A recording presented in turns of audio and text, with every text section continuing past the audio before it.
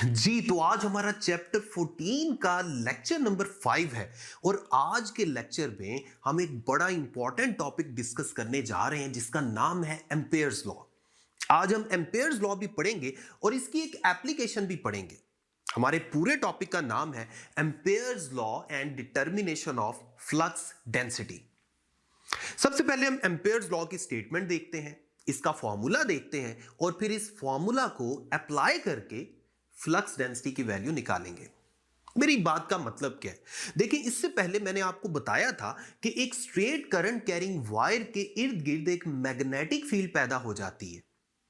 इसी magnetic field को हम मैग्नेटिक फ्लक्स डेंसिटी भी कह सकते हैं। यह भी मैंने आपको लास्ट लेक्चर में बताया था। एम्पेयर्स लॉ इसी मैग्नेटिक फ्लक्स डेंसिटी की वैल्यू कैलकुलेट करने के लिए इस्तेमाल किया जा सकता है।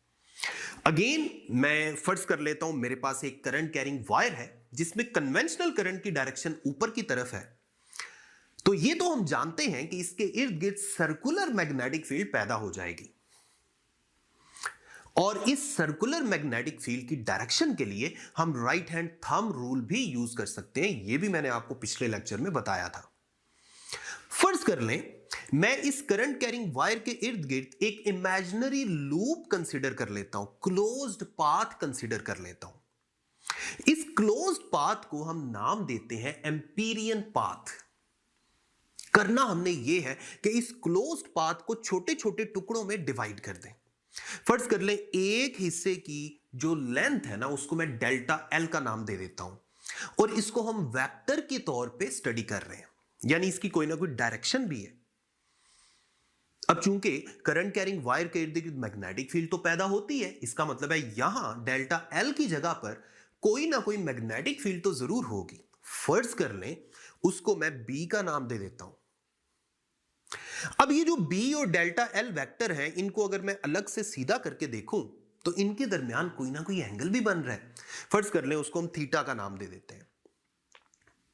इन दोनों वेक्टर्स का अगर मैं डॉट प्रोडक्ट लूं तो मेरे पास आएगा बी डॉट डेल्टा एल और इसको ओपन करके हम लिख सकते हैं B delta L cos of theta.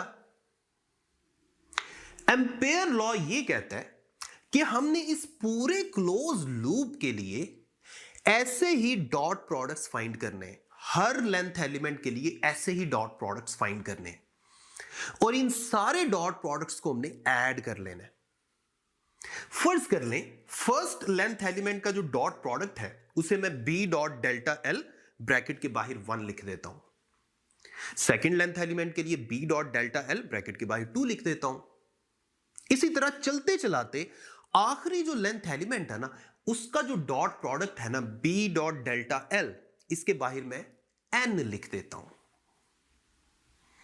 Ampere law ये कहता है कि इन सारे डॉट प्रोडक्ट्स का जो सम है ना ये इस टोटल करंट के डायरेक्टली प्रोपोर्शनल है, जो करंट इस क्लोज्ड पाथ के अंदर से पास कर रहा है। यानी अगर मैं मैथमेटिकली लिखूं तो मैं लिख सकता हूं इन सारे लेंथ एलिमेंट्स का सम हमने लिख दिया, इन सारे डॉट प्रोडक्ट्स का सम लिख दिया और प्रोपोर्शनल कर दिया टोटल करंट आई के। ये कौन सा करंट है जो इस लूप के अंदर से गुजर रहा है। और लेफ्ट हैंड साइड पे आप देखें, क्या मैं इन सारी टर्म्स की जगह एक ही टर्म यूज करके सिग्मा नहीं यूज कर सकता? कर सकता हूं। देखें मैं इसको कर लेता हूं B dot delta L bracket के बाहर आर लिख दें और सिग्मा के साथ नीचे are is equal to 1 to n लिख दें। मतलब यह हुआ कि आर की वैल्यू 1 से लेकर n तक चलेगी और सिग्मा का मतलब है कि इन सारी टर्म्स के दरमियान प्लस आएगा, समेशन। और ये जो प्रोपोर्शनैलिटी है, अगर हम इस प्रोपोर्शनैलिटी को खत्म कर दें तो यहां एक कांस्टेंट ऑफ प्रोपोर्शनैलिटी आता है जिसको म्यू नॉट से जाहिर किया जाता है। यानी हमारे पास एम्पेयर्स लॉ का फाइनल फॉर्मूला आ गया sigma r is equal to 1 to n B dot delta L bracket के बाहर आर सबस्क्रिप्ट में equal to mu naught I. ये जो म्यू नॉट है ना, अच्छा इस इक्वेशन को हम बोलते हैं एम्पेयर्स लॉ और इसको मैं इक्वेशन 1 कह देता हूं। आगे चल के इसको यूज करना है हमने। ये जो म्यू नॉट है ना इसे हम बोलते हैं परमेबिलिटी ऑफ फ्री स्पेस। मतलब क्या है परमेबिलिटी ऑफ फ्री स्पेस का? मतलब ये होता है कि इस वायर के इर्द गिर्द जो फ्री स्पेस थी ना वो मैग्नेटिक फील्ड को कितना सपोर्ट कर रही है। This is called permeability of free space. और इस म्यू नॉट की एक एक्सपेरिमेंटल वैल्यू भी है जो होती है 4 पाई मल्टीप्लाइड बाय 10⁻⁻⁷। इसका आप कोई ना कोई यूनिट भी बना सकते हैं। जरा गौर कीजिए, फॉर्मूला में लेफ्ट हैंड साइड पे बी डॉट डेल्टा एल है और राइट हैंड साइड पे करंट है। उस करंट को नीचे अगर डिवाइड कर दें लेफ्ट हैंड साइड पे, तो मेरे पास म्यू नॉट का यूनिट बनेगा, बी की जगह आप लिख सकते हैं टेस्ला भी लिख सकते हैं, हम weber divided by metre square भी लिख सकते हैं। और ऊपर लेंथ के साथ मीटर आ गया, लेंथ का यूनिट मीटर आ गया, नीचे करंट का यूनिट एम्पेयर आ गया। ऊपर वाला 1 मीटर नीचे वाले मीटर स्क्वायर से कैंसिल हो गया, तो हमारे पास बच गया weber divided by metre divided by ampere, यानी weber per metre per ampere. ये हमारे पास म्यू नॉट का यूनिट आ गया। अब हम बात करने लगे हैं एम्पेयर्स लॉ की एप्लीकेशन की, जिसका नाम है मैग्नेटिक फील्ड या magnetic flux density inside a current carrying solenoid. एक सोलिनॉइड के अंदर से करंट फ्लो करवाकर हम ये देखेंगे कि उसके अंदर मैग्नेटिक फील्ड जो पैदा होती है उसकी वैल्यू क्या है। ये बात तो मैं आपको पहले बता चुका हूं। मैग्नेटिक फील्ड इंटेंसिटी कह दें, मैग्नेटिक इंडक्शन कह दें या मैग्नेटिक फ्लक्स डेंसिटी कह दें, बात एक ही है। तो सबसे पहले हम सोलिनॉइड को डिफाइन कर लेते हैं। देखें, ये मेरे पास एक स्ट्रेट वायर है। अगर इस स्ट्रेट वायर को मैं एक आयरन के सिलेंडर के ऊपर वूंड कर देता हूं, एक सिलेंडर के ऊपर लपेट देता हूं, उस सिलेंडर को बाद में निकाल लें, ये जो बन गया है ना, इसे कहते हैं solenoid. A wire wound over an iron cylinder is called solenoid. अब आयरन सिलेंडर को हम निकाल देते हैं, सिर्फ हमारे पास एक स्प्रिंग की शक्ल में वायर आ गई है। फर्ज कर लें ये मेरे पास जो सोलिनॉइड है ना, इसको उस तरफ से मैं बैटरी के पॉजिटिव से जोड़ देता हूं और इस तरफ से मैं बैटरी के नेगेटिव से जोड़ देता हूं। अब जरा गौर कीजिएगा, मेरी बात ध्यान से समझनी है आपने। बैटरी के पॉजिटिव से कन्वेंशनल करंट निकलेगा और वो बैटरी के नेगेटिव की तरफ आएगा और करंट की डायरेक्शन इस तरह से होगी, यानी सोलिनॉइड के ऊपर से करंट आउटवर्ड है और नीचे से करंट इनवर्ड जा रहा है। अगेन मैं आपको गौर से समझा रहा हूं। देखें, सोलिनॉइड के अंदर से जो कन्वेंशनल करंट फ्लो कर रहा है उसकी ये डायरेक्शन है, ठीक है। वहां से करंट आ रहा है और सोलिनॉइड के अंदर से इस तरह पास करके इधर से नेगेटिव टर्मिनल की तरफ चला गया। इससे पहले हमने स्ट्रेट वायर में करंट की वजह से पैदा होने वाली मैग्नेटिक फील्ड पड़ी हुई है, वो भी मैं आपको बता देता हूं। हम यहां पर सोलिनॉइड और करंट कैरिंग वायर की जो मैग्नेटिक फील्ड है ना, इसको इकट्ठा स्टडी करते हैं, ज्यादा आसानी से हमें बात समझ आ जाएगी। जरा गौर करना है मेरी बात का। देखें, इस वायर में, स्ट्रेट वायर में, राइट हैंड थंब रूल के मुताबिक हम मैग्नेटिक फील्ड की डायरेक्शन बता सकते हैं। अगर कन्वेंशनल करंट ऊपर की तरफ है तो मैग्नेटिक फील्ड लाइंस इस तरह होंगी। अब अगर मैं इस स्ट्रेट वायर को यहां से पकड़ूं ऊपर से और इसको ऐसे लपेटता जाऊं, अभी इसमें करंट है और करंट की वजह से मैग्नेटिक फील्ड भी पैदा हुई हुई है, लेकिन गौर करें जब मैं इसको इस तरह लपेट रहा हूं तो मैग्नेटिक फील्ड लाइंस ने अपने आप को किस तरह से एडजस्ट कर लिया। अब सोलिनॉइड के अंदर से मैग्नेटिक फील्ड मेरी तरफ है और सोलिनॉइड के बाहर से मैग्नेटिक फील्ड इस तरह है, मेरे से अवे, यानी मेरी तरफ नॉर्थ पोल बन गया और दूसरी तरफ साउथ पोल बन गया। मैं अभी आपको इसको एक और तरीके से भी समझा देता हूं। दोबारा आप वही वाली एनिमेशन देख लें, ये सामने आपको नजर आ रही है। पहले स्ट्रेट वायर थी और बाद में इसको ऐसे लपेट दिया, इस वायर में करंट ऐसे फ्लो कर रहा था और मैग्नेटिक फील्ड लाइंस ने इस तरह से अपने आप को एडजस्ट किया कि सोलिनॉइड के अंदर से मैग्नेटिक फील्ड मेरी तरफ आ गई और बाहर से दूसरी तरफ चली गई। अब जरा गौर से देखिएगा, अगर आप सोलेनोइड के ऊपर वाले हिस्से को देखें तो कन्वेंशनल करंट बाहर की तरफ है, और सोलेनोइड के नीचे वाले हिस्से को देखें तो कन्वेंशनल करंट अंदर की तरफ है। करंट ऐसे फ्लो कर रहा है, ऊपर से बाहर और नीचे वाले हिस्से से अंदर की तरफ। और हम जानते हैं कि करंट कैरिंग वायर के इर्द गिर्द जो मैग्नेटिक फील्ड पैदा होती है उसको हम राइट हैंड थंब रूल से फाइंड कर सकते हैं। तो अगर मैं सोलेनोइड के ऊपर वाले हिस्से की बात करूं, थंब को मुझे आउटवर्ड रखना पड़ेगा, तो फिर मैग्नेटिक फील्ड लाइंस की क्या डायरेक्शन होगी? Anti clockwise. हर टर्न में ऊपर वाली साइड पे मैग्नेटिक फील्ड एंटी क्लॉकवाइज हो जाएगी। और अगर मैं सोलेनोइड के नीचे वाले हिस्से की बात करूं तो करंट इनवर्ड है। अगर मैं थंब को इनवर्ड रखूंगा तो मैग्नेटिक फील्ड लाइंस की डायरेक्शन क्या हो गई? क्लॉकवाइज। अब आप गौर कीजिए, ऊपर वाली साइड और नीचे वाली साइड की जो मैग्नेटिक फील्ड लाइंस हैं, इनकी डायरेक्शन सेम है, और इनकी डायरेक्शन देखें मेरी तरफ है। ऊपर से एंटी क्लॉकवाइज, देखें ये भी मेरी तरफ है, और नीचे से क्लॉकवाइज, ये भी मेरी तरफ है। इसका मतलब है ऑपोजिट साइड वाली जो मैग्नेटिक फील्ड लाइंस हैं, ये एक दूसरे को सपोर्ट करेंगी और स्ट्रॉन्ग मैग्नेटिक फील्ड शो करेंगी। इसी तरह सोलेनोइड की जो दूसरी साइड्स हैं, ये वाली ऑपोजिट साइड्स, ये वाली ऑपोजिट साइड्स, ये वाली ऑपोजिट साइड्स, सारे एक दूसरे को सपोर्ट करेंगे। लेकिन ये जो सपोर्ट है ये सोलेनोइड के अंदर वाले हिस्से पे मिलेगी। और देखें, स्ट्रॉन्ग मैग्नेटिक फील्ड अपीयर होगी और ये मैग्नेटिक फील्ड लाइंस मेरी तरफ है। लेकिन अगर आप सोलेनोइड के ऊपर वाले आउटर रीजन की बात करें, बाहर वाले हिस्से की बात करें, तो मैग्नेटिक फील्ड लाइंस मेरे से अवे जा रही हैं इस तरह, और इनको सपोर्ट करने के लिए कोई दूसरी मैग्नेटिक फील्ड नहीं है। इसका मतलब यह हुआ कि सोलेनोइड के अंदर तो मैग्नेटिक फील्ड स्ट्रेंथ स्ट्रॉन्ग है, लेकिन बाहर सोलेनोइड के आउटर रीजन में मैग्नेटिक फील्ड वीक है। इतनी वीक होती है कि आउटर रीजन की मैग्नेटिक फील्ड को हम तकरीबन इग्नोर कर लेते हैं, लेकिन inside the solenoid there is a strong magnetic field, और उसकी डायरेक्शन आप गौर करें मेरी तरफ है। इस वक्त इस सोलेनोइड ने बार मैग्नेट की तरह काम करना शुरू कर दी है, जिसका नॉर्थ पोल मेरी तरफ है और साउथ पोल दूसरी तरफ है। क्योंकि ये तो हम जानते हैं मैग्नेटिक फील्ड लाइंस नॉर्थ से निकलती हैं और साउथ की तरफ जाती हैं, और बार मैग्नेट के अंदर से ये साउथ टू नॉर्थ होती हैं। इसका मतलब है नॉर्थ पोल मेरी तरफ बन गया और साउथ पोल दूसरी तरफ बन गया।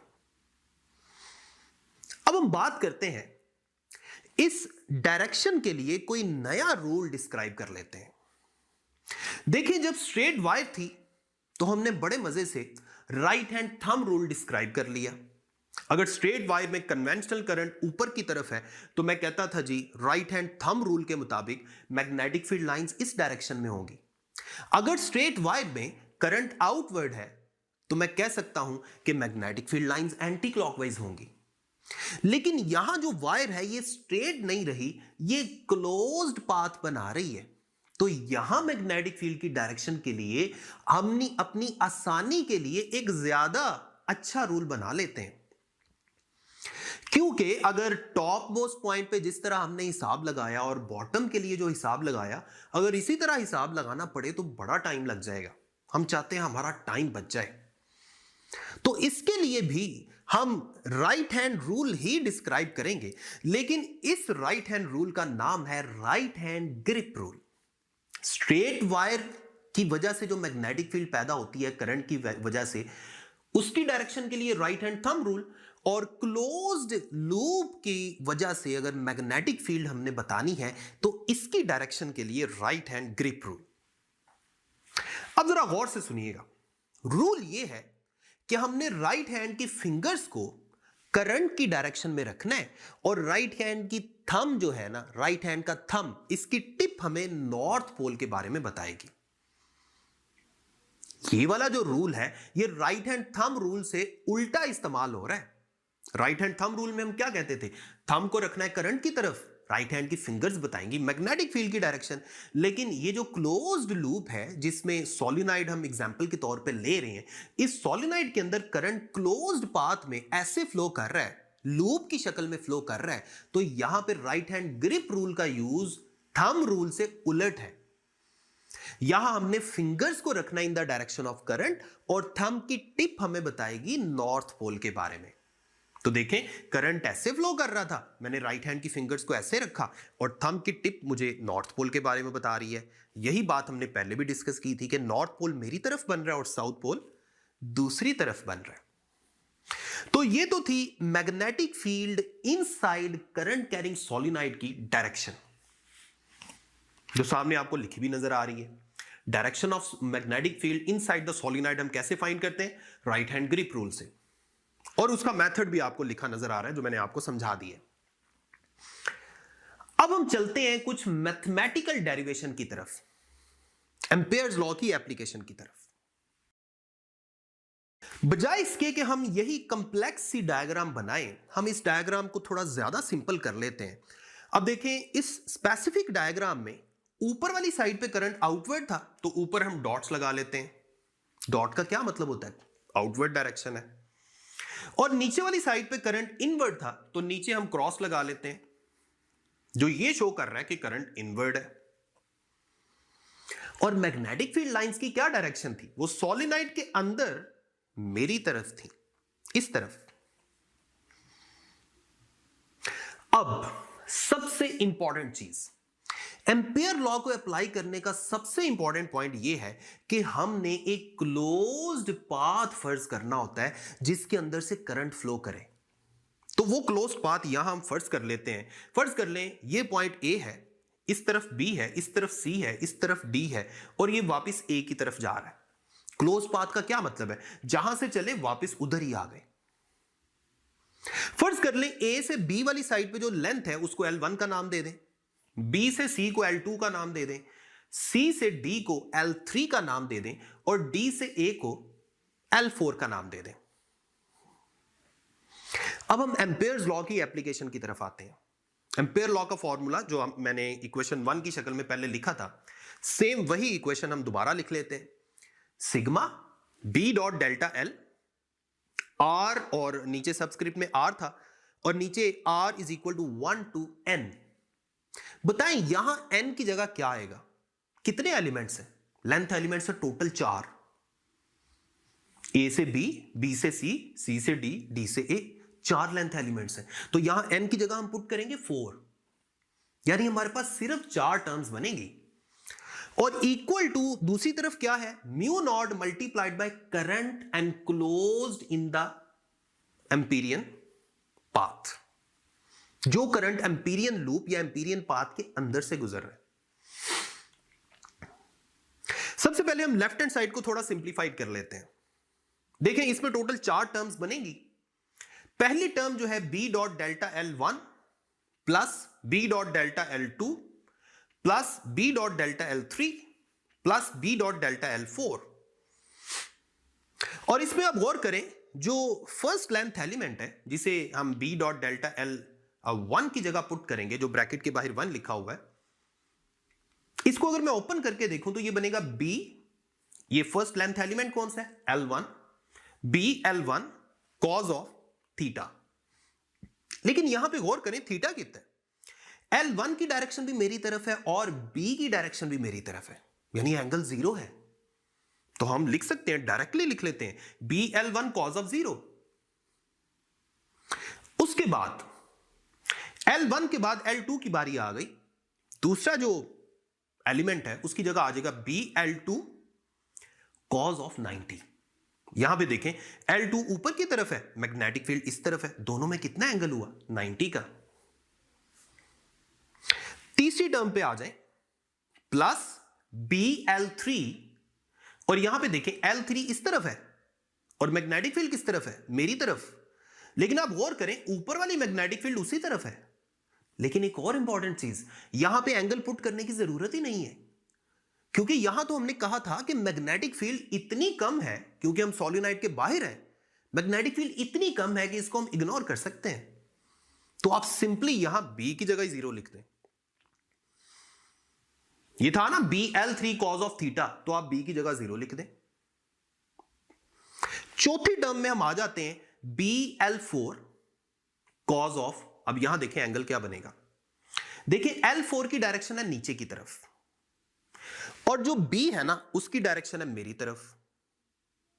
अगर हम एंटी क्लॉकवाइज डायरेक्शन में एंगल मेजर करें, इस तरफ से 270 बन रहा है लेकिन इस तरफ से 90 बन रहा है, एक ही बात है, cos 270 का आंसर भी जीरो ही होना है और cos 90 का आंसर भी जीरो ही होना है। तो आप जो मर्जी पुट कर लें अपनी मर्जी से, cos 90 पुट कर लेते हैं। अब अगले स्टेप में आ जाएं, अभी मैं लेफ्ट हैंड साइड को सॉल्व कर रहा हूं। देखें पहली टर्म आपके पास बच गई BL1, दूसरी टर्म में cos 90 की जगह जीरो आ गया, सारा कुछ जीरो हो गया। तीसरी टर्म में B की जगह जीरो आ गया था, सारा कुछ जीरो हो गया। चौथी टर्म में अगेन cos 90 या cos 270, दोनों की वैल्यू जीरो ही होती है, आपका आंसर जीरो आ गया, चौथी टर्म भी जीरो हो गई। हमारे पास लेफ्ट हैंड साइड पे सिर्फ पहली टर्म बच गई है, दैट इज BL1। अब आप देखें राइट हैंड साइड पे क्या बचा है। राइट हैंड साइड पे था is equal to mu naught into current enclosed. ये जो इक्वेशन आई है ना, इसे आप इक्वेशन नंबर 2 का नाम दे दें। सबसे पहला और सबसे इंपॉर्टेंट काम यह है कि हमने करंट एनक्लोज निकालना है। अब मैं जो कुछ भी बातें करने लगाऊं ना, करंट एनक्लोज के लिए करने लगाऊं। फर्ज कर लें जो सोलेनॉइड हमने कंसीडर किया था, इसकी शेप ऐसी थी कि अगर इसकी यूनिट लेंथ होती ना, या चलें यूनिट लेंथ को भी छोड़ें, फर्ज कर लें जो सोलेनॉइड हमने कंसीडर किया ना, इसकी टोटल लेंथ है कैपिटल L और इसकी जो टोटल नंबर ऑफ टर्न्स है ना, यानी टोटल चक्कर उस तरफ से लेके इस तरफ तक टोटल जो चक्कर है उनको कैपिटल N का नाम दे दें। तो अगर मैं स्मॉल n एक टर्म डिफाइन करूं, total number of turns divided by total length, तो इसका मतलब होगा number of turns per unit length. यानी इस सोलेनॉइड की लेंथ अगर 1 मीटर कंसीडर कर ली जाए तो इसके ऊपर जितनी भी नंबर ऑफ टर्न्स होंगी उसको मैंने स्मॉल n का नाम दे दिया। यानी number of turns in 1 metre length is equal to small n, और ऊपर मैंने स्मॉल n का फॉर्मूला भी लिख दिया। लेकिन एक गौर की बात है, गौर तलब बात है कि जो एम्पीरियन लूप था इसकी लेंथ तो थी L1, तो हम तो फिर सिर्फ वही नंबर ऑफ टर्न्स कंसीडर करेंगे जो एम्पीरियन लूप के अंदर से गुजर रही थी। इसका मतलब है हमने नंबर ऑफ टर्न्स निकालनी है जितनी L1 लेंथ पे आ रही है, जो एम्पीरियन लूप के अंदर से गुजर रही है। तो फिर यहां आप लिखेंगे number of turns in L1 length. अगर 1 मीटर में small n number of turns हैं तो L1 लेंथ वाले हिस्से पे कितनी होगी, मल्टीप्लाई कर दें, आपके पास आ जाएगा NL1। अब अगली बात, अगर एक टर्न में एक चक्कर में टोटल करंट फ्लो कर रहा है कैपिटल I, यानी फर्ज कर लें current through 1 turn is capital I equal to capital I लिखते हैं, तो फिर जो number of turns Amperian loop के अंदर है जो NL1 के नाम से आपको सामने नजर आ रही हैं, इनमें टोटल कितना करंट होगा। जाहिर बात है current through NL1 turns would be equal to, multiply कर दे, NL1 इंटू कैपिटल I। अब ये टोटल करंट है जो एम्पीरियन पाथ के अंदर से गुजर रहा था। अब मैं लेफ्ट हैंड साइड पे यहां पे लिख लेता हूं current enclosed in the Amperian loop which is equal to NL1 capital I। इसको पुट कर दें पिछली इक्वेशन जिसका नाम हमने इक्वेशन नंबर 2 रखा था। लेफ्ट हैंड साइड पे क्या था BL1, राइट हैंड साइड पे क्या आ गया म्यू नॉट, करंट एनक्लोज की जगह आ जाएगा NL1 इंटू कैपिटल I। अब देखिए लेफ्ट हैंड साइड से L1 राइट हैंड साइड के L1 से कैंसिल हो गया, आपके पास बच गया B is equal to mu naught small n capital I। Now this is the magnetic flux density inside current carrying solenoid. अब इसमें मुझे बताएं म्यू नॉट का क्या मतलब है। This is permeability of free space, इसको हम एम्पेयर्स लॉ की स्टेटमेंट में डिस्कस कर चुके हैं। स्मॉल n क्या है, this is number of turns per unit length, यानी 1 मीटर लंबे सोलेनोइड की टोटल नंबर ऑफ टर्न्स, जिसका फॉर्मूला मैंने इस शक्ल में भी लिखा था, total number of turns divided by total length. I क्या है? This is the current through 1 turn off solenoid. तो ये था जनाब हमारा magnetic flux density inside current carrying solenoid का फॉर्मूला, जिसमें हमने एम्पेयर्स लॉ को अप्लाई किया। अपना ख्याल रखें, अगले लेक्चर तक हमें अपनी दुआ में याद रखें। अल्लाह हाफिज।